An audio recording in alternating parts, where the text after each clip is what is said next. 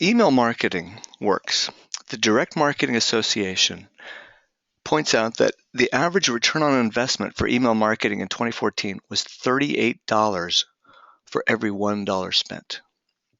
That is big. That's the highest ROI for any form of direct response marketing. My guess is that if you're watching this webinar, you may already be doing email marketing and newsletters. If you're not incorporating that as part of your overall marketing strategy, you're missing a major opportunity. And you're creating an opportunity, probably unknowingly, for your competitors to sneak in and steal your clients, your customers. I always find it interesting when I hear someone say that they don't read newsletters or marketing campaigns, and that's why they don't think their customers would either. Well, that's all fine and good, but all of the data points to the fact that people continue to read and respond to email campaigns, and they want highly relevant content. That makes all the difference in getting your messages read versus deleted. We tracked about 1 billion email messages. It's a lot of messages from 56,000 unique email campaigns that were sent through our software last year. This is a lot of data. It's going to give you insights into how well your campaigns are doing compared to industry averages. And again, if you're not using email marketing yet, you'll learn what to expect from your campaigns. So today we're going to go into open rates, click rates, bounce rates, best time of the day to send, best day of the week to send your messages, and a lot more. And at the end of the webinar, I'll show you how to get access to the full report for free. So let's go ahead and get started. We'll begin by talking about open rates. The open rate measures the number of recipients who opened or viewed messages within a campaign. This is not an exact number. It's a ballpark because of the way it's measured. A common way to determine open rate is to include a tracker inside each image. When a message is open with images enabled, an open is recorded. So it's not an exact number.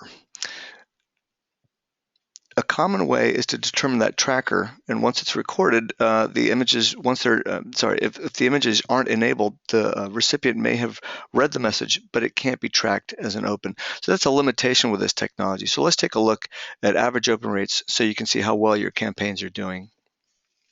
You can see from this chart that average open rates started to decline a few years ago, and then they inched back up a little bit. This is a 5-year chart. And the average open rates across all industries right now are hovering between 11 to 12%. So that means if you send an email to about 500 people, roughly 60 of them or so are going to open it on average, or what I should say, rather than just saying opening, that's what's going to be recorded as having opened the message. So more people may very well be opening the messages, but as I noted, that's how the technology tracks open, so there's some limitations on that. These are the numbers that you'll typically see in your dashboards if you're using a tool like MailerMailer for doing your marketing. Now, we measured open rates based on industry as well. Museums and galleries got about a 25% open rate. Manufacturing, distribution, about 24% open rate. Those produced the highest average open rates, which was similar to their performance last year's. Industries in the arts and crafts, 20%, 20.3%, also performed pretty well. That kept its third slot from the prior year. The lowest average open rates occurred for hobbies, which hovered in the 3% range, accounting and finance, 5%, a little over 5%, government politics was about 5.5%. So while it's no longer in the bottom 3, recruiting and staffing still also scored one of the lower end of the average open rates. I know this is probably going to appear a little bit small on your screen, so once at the very end of the webinar, I'll show you how to get access to the full reports, and you'll be able to see this chart and many, many more.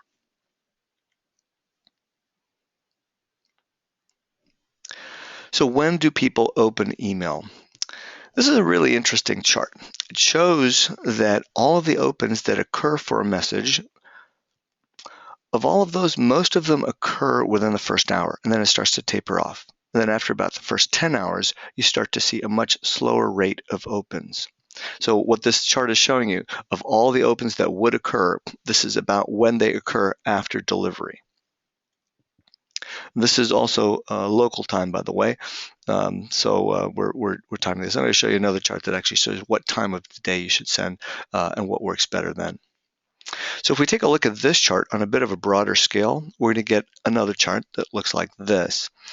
This one shows of all the people that open messages, 82% of them do it within the first 24 hours.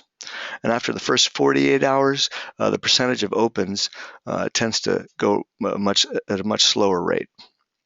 And this is good insight to have. So when you send out your email campaigns, most of your response will occur within the first day, and then 20% will occur after that.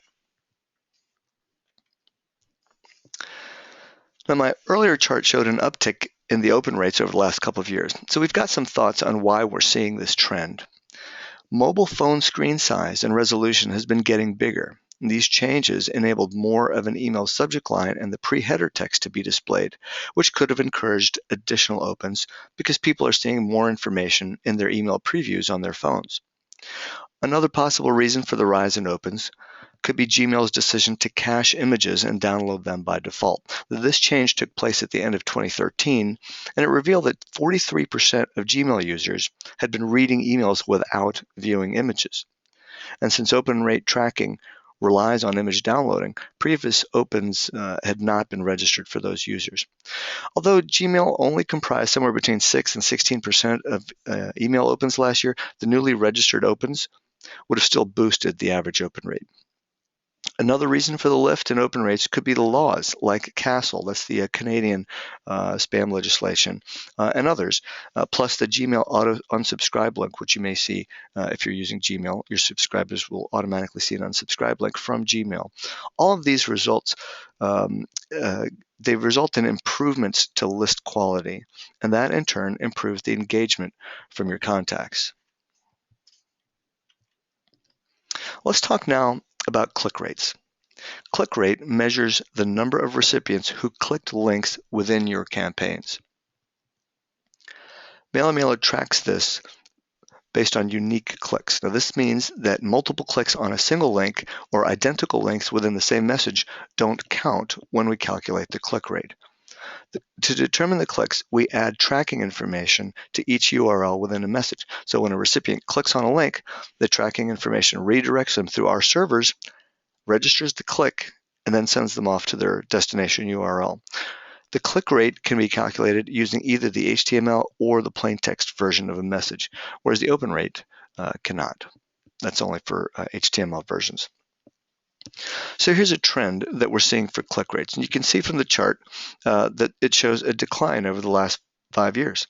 In the second half of the year last year, it was hovering at about 1.5% for an overall click rate, about a hairline lower than the first half. Now, there's a lot of factors that influence click rate. So let's talk about what some of these are. This chart compares the average click rate among 33 industries.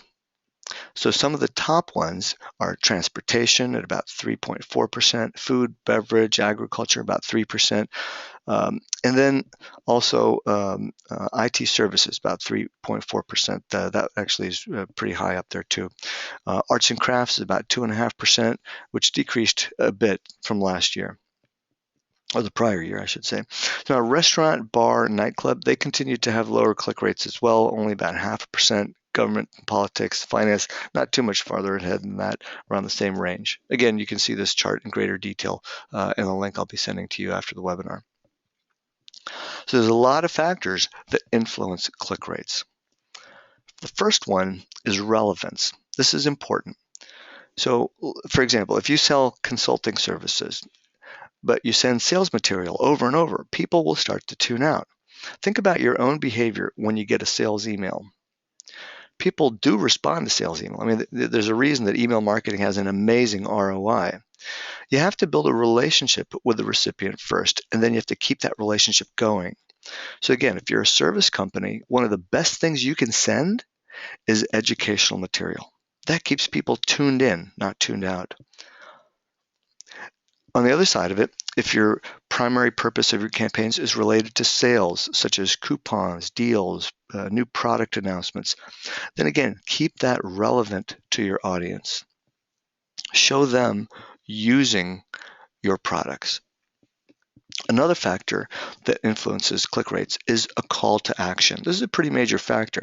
A call to action is a button, a link, or something in your email that makes the reader want to take action.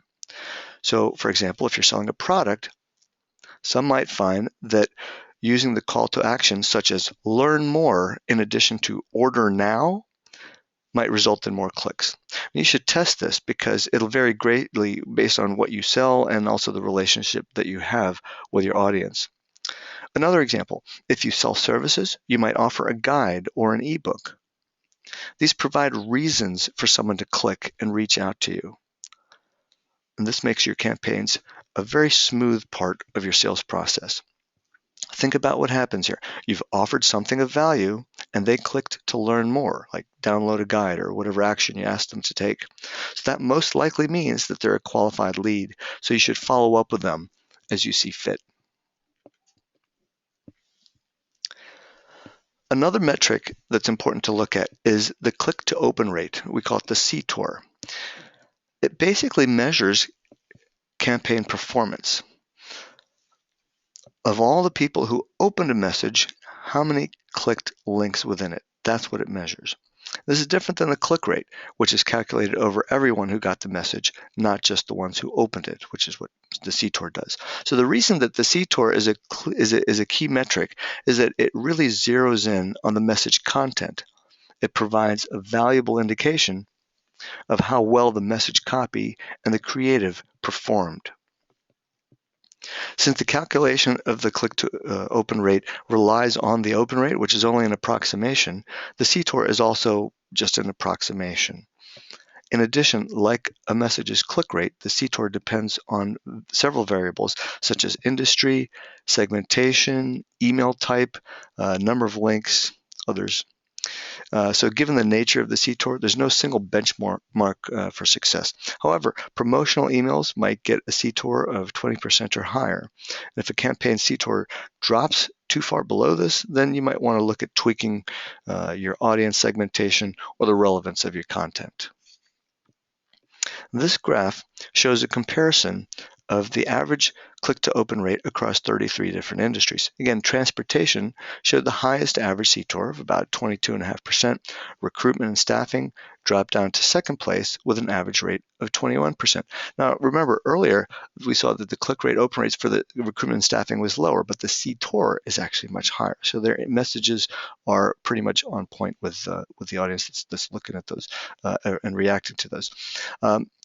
Hobbies was about third place, CTOR of about 20%. Again, that had a lower open rate, but their CTOR is very high. Industries that received the lowest CTORs were restaurant, bar, and nightclub at about 4.5%, architecture and construction at about 4.9%, and healthcare at 5.3%. So a CTOR number over 20% is a really good indication that when you send relevant content, people respond to it. It means that your messaging is on point. So there's several ways that you can improve your CTOR. And the first thing, as I mentioned earlier, is to make sure that your content is relevant and that it's very engaging.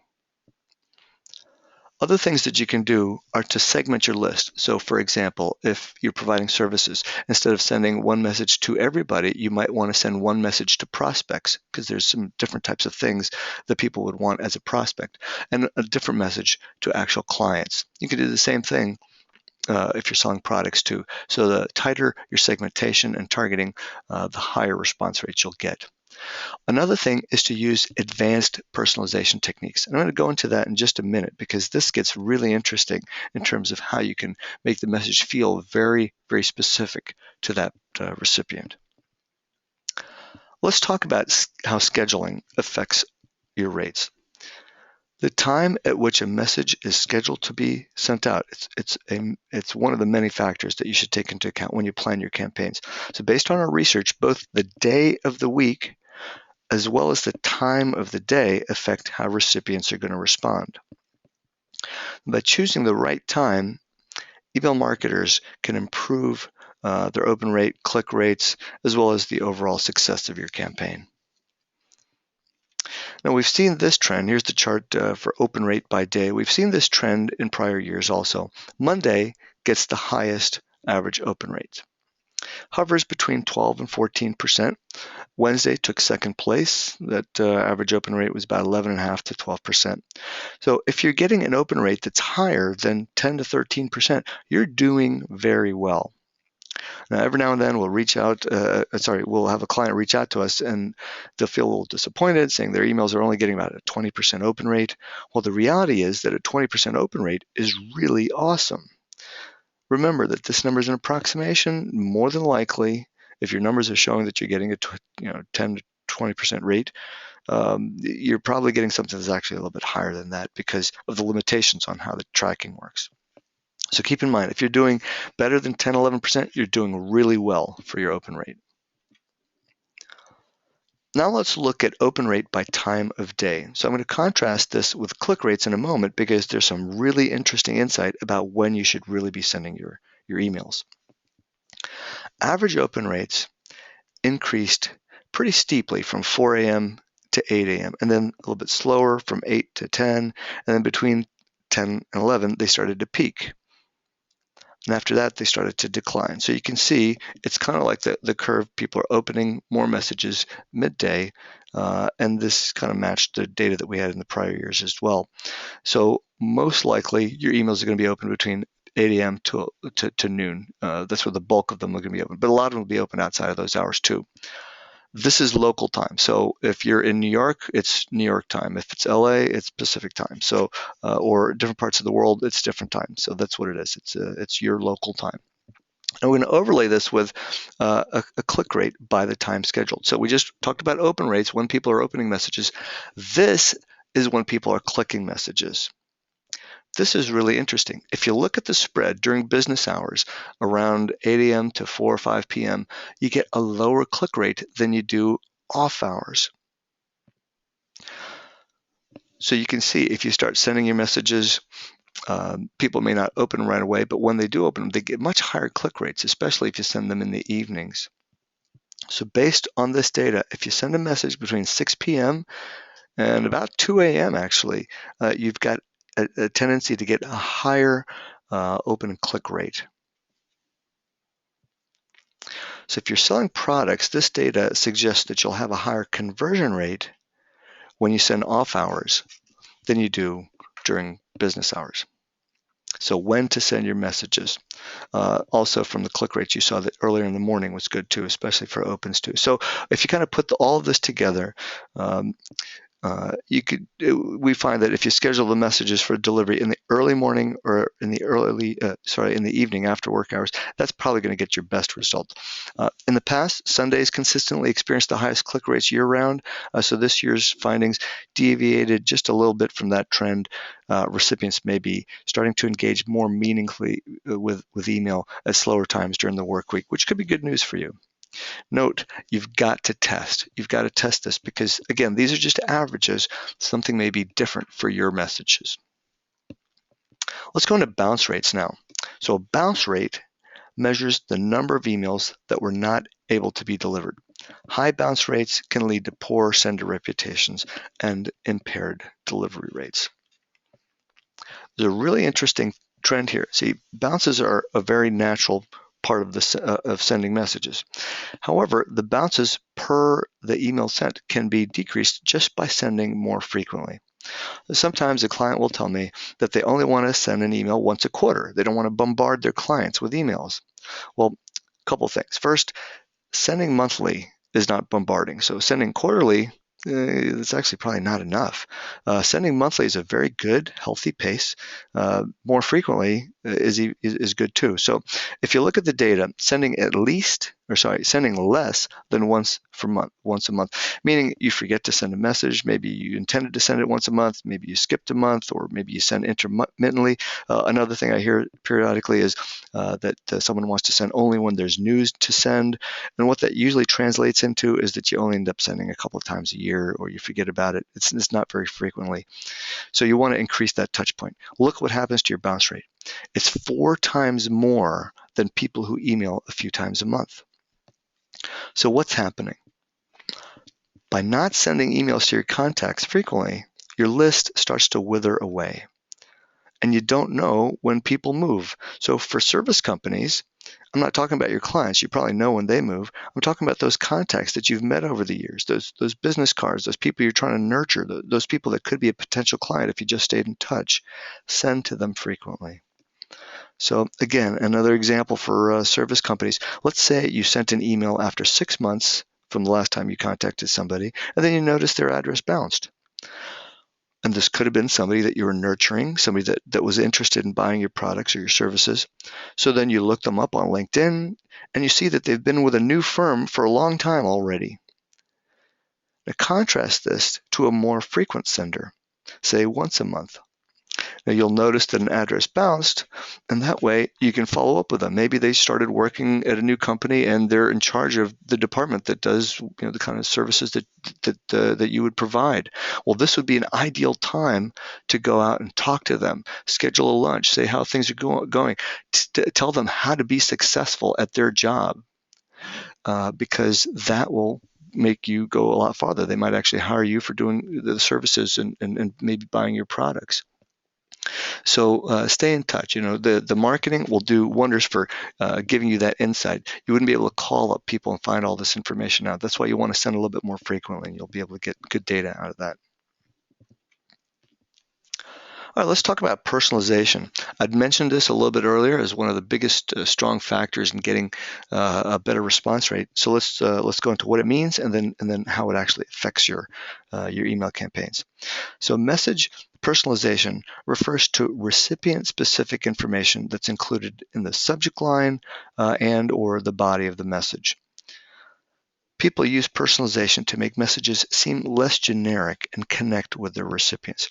And so the types of things you can include to personalize your message could be the recipient's first name, their job title, company, maybe their place of work or residence, if you want to include something like that, other information that they might have provided when they signed up for your list. So last year, personalization of only the message body continued to produce the highest average open rate. So I'm going to go into this in just a second. Take a look at the left side first, the red column. Messages that were just sent out with no personalization in the subject or the body itself got that average of 11.5% open rate.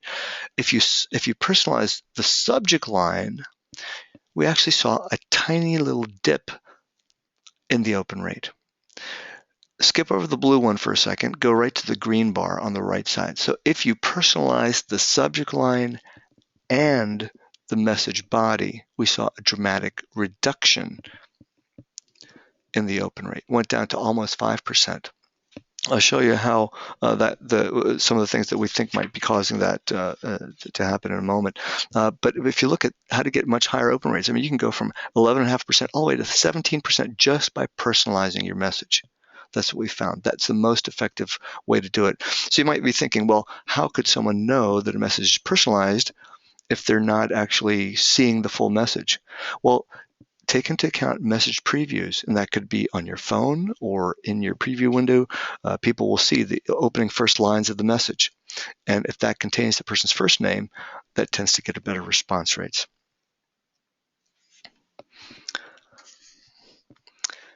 So as I mentioned, personalizing both the subject line and the message content resulted in the lowest metrics, while personalizing just the content led to the best metrics. One of the reasons we think this might be happening is that sometimes spammers use that as a trick, use personalization as a trick, so they over-personalize. So what happens is we kind of get tuned out of doing that. If someone got my name in the subject line and then they repeat it and they got a little too much stuff on there, it might come across as invasive and it's a bit of a turnoff. And again, that's a technique that spammers have used when they over-personalize, so people are a little bit tuned out to that. So that's what we think could be happening as the result of which is causing the lower open rates when you do too much personalization. So subject lines. Now, subject lines play a big role in the performance of your campaigns. If you use uninteresting or otherwise unappealing subject lines, it can deter somebody from opening a message, even if they know you, even if they trust you. Now, on the other end of the spectrum, subject lines that are really powerful, evocative, or otherwise pique the recipient's interest are going to result in more messages being opened, and in turn, higher click rates and higher conversion rates. Now, this is one of my favorite charts. This is a fun one. I always enjoy seeing this chart. It's a word chart to determine or to reveal what the most popular words are in subject lines. So what we did is we compared the subject lines from over 56,000 campaigns that were sent last year, and we figured out the 100 most popular words, and we depicted them here. We removed words like the, stuff like that. So these are actual words that people would use. For each word, the size and the shape corresponds to the popularity. So a larger, darker word, that was used more frequently compared to smaller words, lighter words, those were used less frequently in subject lines. And as in past years, the most popular words used relate to deals or events such as free, sale, party, news, events, newsletter, update, coupons, report, and special. Other popular words focused on timeliness. Words like today, tonight, week, weekend. So keep these in mind as you start creating your campaigns. Continuing on with subject line, let's take a look at subject line length. There's not too much of a variation based on subject line length, but there is a little bit that we found. So in contrast to last year's results, the messages with shorter subject lines didn't experience higher click rates so much. Instead, messages with subject lines of 4 to 15 characters actually got fairly low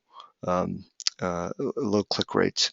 And then click rates, I don't have the click rates on this chart, but that they did experience lower click rates. So subject lines with between 28 to 39 characters revealed that they actually got the highest open rates as well as the higher click rates. Click rates about 1.7 compared to lower ones, which had 1.2.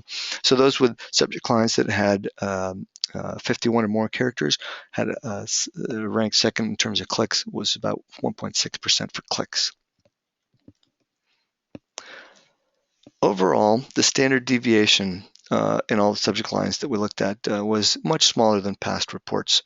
So it suggests that there's a reduced impact of subject line length on open rate. So the things that you should keep aware of is what kind of words are used in subject lines. They're mostly related to deals, events, news, or timeliness. If you use those types of words in your subject line, that's what we tend to see more of now. And then the length of your subject line doesn't make as much of a difference. It could be due to the increased space on mobile devices because you're able to see a lot more on mobile devices, and we are seeing a lot of people open up messages on mobile now too. So best practices, do's and don'ts. You may know this already, but it's a pretty good refresher to go over. We'll talk about open rates. Let's go into what these the do's and don'ts are. First thing I want to talk about is how critical list engagement is. So if very few people are engaged, now by engagement I mean people are clicking on your emails, they're opening your emails. If very few people are engaged, the webmail providers like Gmail, Hotmail, Yahoo, and so on, they start routing your emails to the bulk folder. They're also monitoring who's opening the messages. They're monitoring how long people are spending with your campaigns, how engaged they are. And this starts to create your personal email reputation. That used to be just the IP address of the sending servers was the determining factor. Well, that still plays a role, but right now you as the sender also play a role. You can't just use a great IP and get into the inbox always, because at the end of the day, the recipients, the Gmails, the AOLs, the Hotmails of the world, they'll determine whether that gets routed to bulk or not. So the thing to do is to scrub your list of unresponsive contacts. Now, we've started to do this automatically after several years of non-engagement with contacts. So it basically doesn't change anything in terms of your response numbers, because when you're sending to people who aren't responding anyway, your percentages actually just get higher. And what that does is start to make your messages go more into the inbox. So again, scrub your list of unresponsive contacts. They're usually a cause of those messages getting routed to the bulk folder. Some don'ts. And If you don't know this, please don't ever buy an email list. It is the fastest way to get blacklisted. Sometimes people come to me and say, well, I got this list. This is an opt-in list. Well, where did you get it? Well, I bought it from somebody who's selling opt-in lists. So here's something to think about. Would you ever give your email address to somebody and say, sure, sell it as many times as you possibly can? No, you would never do that, right? Nobody ever does that. There is no such thing as an opt-in list that you can buy. It doesn't exist.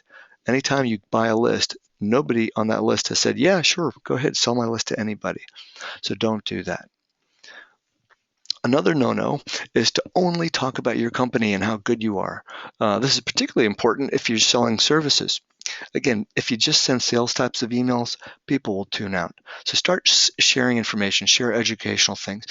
For product companies, show people using the product and give them ideas on how they can use it. We're coming up on the holidays. Talk to them about how wonderful these products would be as gifts. The other thing you should do to make sure that don't forget to monitor your reports. Could have that in the do and say, remember to monitor your reports too. So let's go look into the do's here. Sometimes people hesitate in doing campaigns because they think their list might be too small. We have clients with 20 people on their list using it very effectively. In fact, we had one client who sent an email out to a list of about 100, 150 people, and he was selling a service, ends up closing about $75,000 in annual revenue from that particular mailing because he started to educate people. So send relevant content, send educational content, and then in every message, use a strong call to action text. You can put that in subject lines, such as download our report now, or some other types of things that you want to put in subject lines, and then also link the text so that people can take action. Some more things that you should do, and that is email consistently. Once a month is a great pace if you're not sending once a month already. If it makes sense for your type of business, send more than once a month, send more frequently. The nice thing about sending once a month is something that you could probably handle. It won't overwhelm your recipients. Be sure to follow up with people who are engaging with your newsletter, because I know a lot of times people may get the newsletter, but they don't really follow up. So make sure you follow up with people if you can, if it makes sense for your list. So here's how to get the full report. If you go to MailerMailer.com/metrics, we have a very detailed report. So the summary that I did in the webinar is a good overview of it, but you'll see a lot more charts and much more narrative on all the analysis on how you can improve your email campaigns and what we're finding other people doing. This will give you a good idea of how to make sure that your campaigns are pretty good, because anyway, just good numbers to know. So we will now take some questions. So we've got a couple of questions here. Is there any way to delete all the emails from those who haven't opened over a period of time? And with MailerMailer, yes, there is. So we do this automatically, and we do this, I think, is after like 4 years of somebody not engaging, you'll have those deleted automatically. But if you wanted to get them removed sooner, just send a note to us at support@MailerMailer.com and just provide your account number, and you can mention that you heard about it in this webinar, and we'll go ahead and take care of that for you. So let's go. Another question here is, will this PowerPoint be available to view after the fact? Yes, actually there will. What we'll do is we'll load this up on our SlideShare account and send a note out. So if anybody who's registered for the webinar, we will go ahead and send it out. We'll also post a recording to it in our YouTube channel, which is Email Marketing TV. That's our YouTube channel. If you're watching this webinar as a recording right now, and you need to get a copy of the slides, just look for the link inside the YouTube channel. We'll put that in there as well. So one more question here. What are the best ways to increase your list? So get more people onto your list. So there's quite a few ways. And it really depends on the type of product or service you're offering. So I'll go into a couple of examples. Let's say you're offering a service. One thing to get very, very qualified leads on your list is to make presentations. So if you've got a topic that you'd like to talk about, you can contact your local chamber of commerce or association that is comprised of of people who could be your prospects. Go there and make a presentation, and then offer to give away a guide or something like that you might have put together, maybe a checklist of things that people should know about in your industry, and then collect business cards from people. Those tend to be very, very qualified leads. And so again, if you're offering services, that is an ideal way to do it. Other ways to do list building, if you're selling products, for example, Google AdWords. If you do Google AdWords, route people to a landing page, never to your home page, because when you think about the sales process, if somebody is thinking about widgets and they type the widget in there and your ad pops up, when they click, they don't want to see your homepage. They want to see information about that one specific thing because they're ready to buy at that time. So then you can add them to your list too. So there are quite a few different ways. We actually have a few guides on our website. If you go to MailerMailer.com and click on resources, we have several guides about turning website visitors into customers. There's a lot of things you can do, especially with the tools that we've got built into MailerMailer. There's a list sign up form. So if somebody's on your website, offer an incentive instead of just saying, "Hey, join our list." Say, "Join our list and get a free coupon for blah blah blah," or "Join our list and download our copy of our guide on XYZ." So when you're providing these incentives, and I would put these sign up forms or button to them right on your home page because that's where you get most of your traffic. Get people to sign up through an incentive. Just having the form there, your contact us form, not going to work usually. Have an incentive for them to sign up. And you can use the MailerMailer sign up form. It's included with your account. Makes it very simple to go ahead and get that going. All right, so someone's asking about rented lists or paying to have a third party, like an industry journal, send a campaign for you. Those are okay to do. Typically, a rented list will work by you contacting the organization that owns the list and work in arrangement with them to do the campaign. Rented lists are never something that you typically send yourself. They would usually do it. They would do the mailing. They'll often seed it. They'll do a bunch of other things. But yeah, that's a good way to do that. And that might be one way you can actually get people to engage with you too. When you talk about your products, get them back to sign up for your list.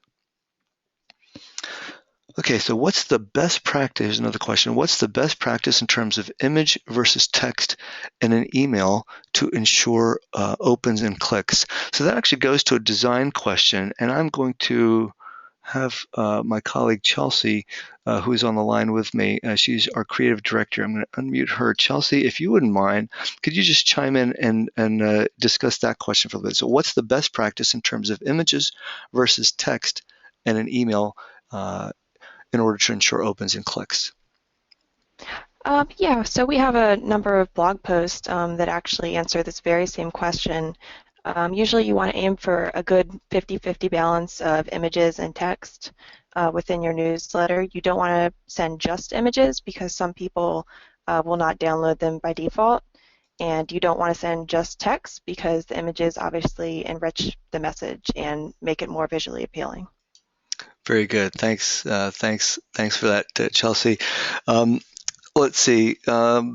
Another question here. I work as an email marketing consultant, and the major issue faced is deliverability of email to the inbox. So yes, Richard, thank you for that question. That is something that a lot of people are concerned about. And so some of the techniques we talked about, such as scrubbing your list so that your open rates tend to go higher, that will improve. So think here's one of the things that happens.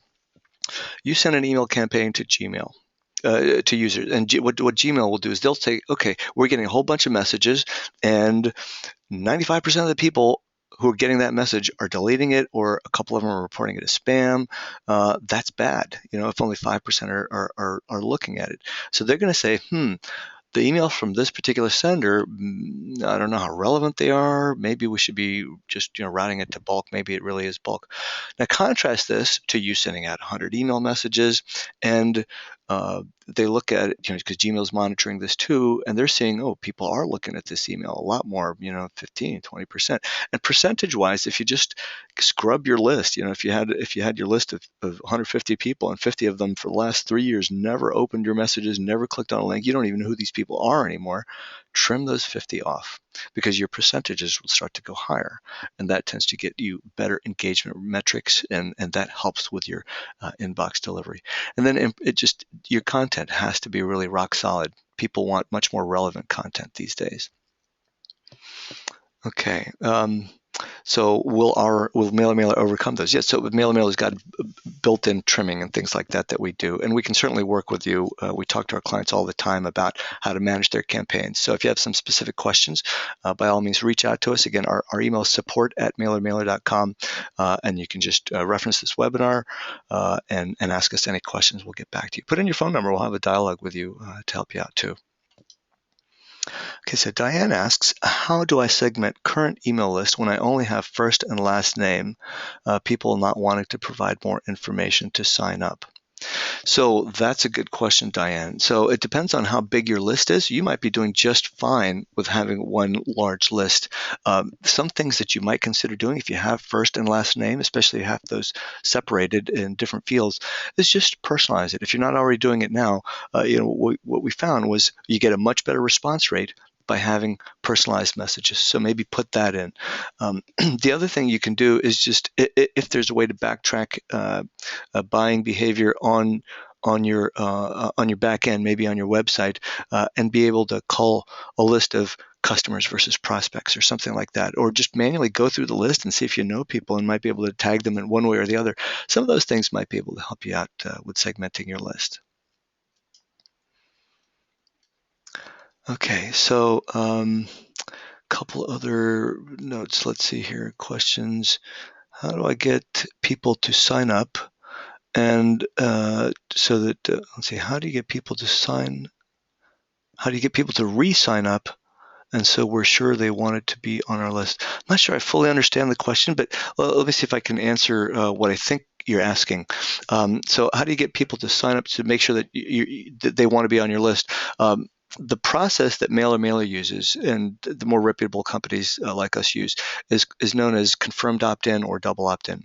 And what that means is that the sign-up form, once someone fills it out, the recipient gets a note that says, hey, thanks for signing up. We just wanted to make sure you wanted to be on this list. Here's the name of the list. Please click to confirm. So when they click to confirm, we have verified that they do indeed wanted to be on your list. This is not somebody randomly filling out email forms just to get someone else to sign up. These people actually do want to be on your list, and so that way you can make sure that they're on there. So another question: are there specific instructions to give the readers of your newsletter to make sure the message is going to their inbox? Yes. So one thing you can do is when you send your emails at the very top, you can just put a little note saying, please add us to your safe senders list or to your contact list.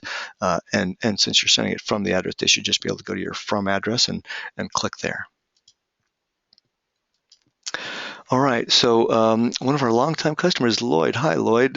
He asks, on the click rate by open time slide, are those worldwide averages or just the US? And are these the best time to open is by time zone? So yes, they are by time zone.